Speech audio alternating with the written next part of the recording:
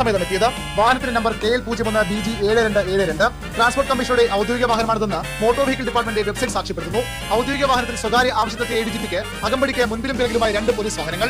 ഇതിലൊരു വാഹനത്തിലേക്ക് വാങ്ങിയ ചെടികൾ മാറ്റാനും പോലീസുകാരുടെ സേവനം. ഗാർഡനിലെത്തിയ ADGP കുടുംബവും ആദ്യം അവിടേക്ക് ചുറ്റിക്കണ്ടു. പിന്നീട് പർച്ചേസിംഗ്. 1 മണിക്കൂറിലേറെയാണ് ട്രാൻസ്പോർട്ട് കമ്മീഷണർ ബൊട്ടാണിക്കൽ ഗാർഡനിൽ ചെലവഴിച്ചത്. ഈ സമയം അത്രയും ADGPയുടെ നായ്ക്കുട്ടിക്ക് AC ഉള്ള ഔദ്യോഗിക വാഹനത്തിൽ സുഖവിശ്രമം, അതും സർക്കാർ ചെലവിൽ.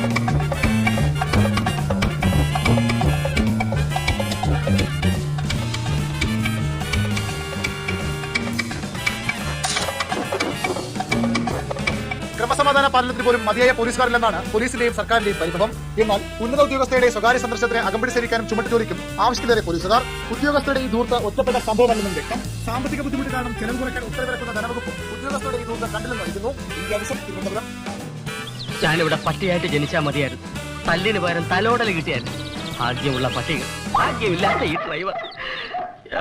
സമയത്തെത്തിയത് വാഹനത്തിന്റെ നമ്പർ KL01BG7272 ട്രാൻസ്പോർട്ട് കമ്മീഷനുടെ ഔദ്യോഗിക വാഹനമാണെന്ന് മോട്ടോർ വെഹിക്കിൾ ഡിപ്പാർട്ട്മെന്റ് വെബ്സൈറ്റ് സാക്ഷ്യപ്പെടുത്തുന്നു. ഔദ്യോഗിക വാഹനത്തിൽ സ്വകാര്യ ആവശ്യത്തെ ADGPക്ക് അകമ്പടിക്ക് മുൻപിലും പിറകിലുമായി 2 പോലീസ് വാഹനങ്ങൾ.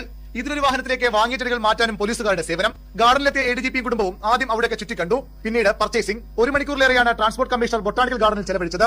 ഈ സമയം അത്രയും ADGPയുടെ നായ്ക്കുട്ടിക്ക് AC ഉള്ള ഔദ്യോഗിക വാഹനത്തിൽ സുഖവിശ്രമം, അതും സർക്കാർ ചെലവിൽ.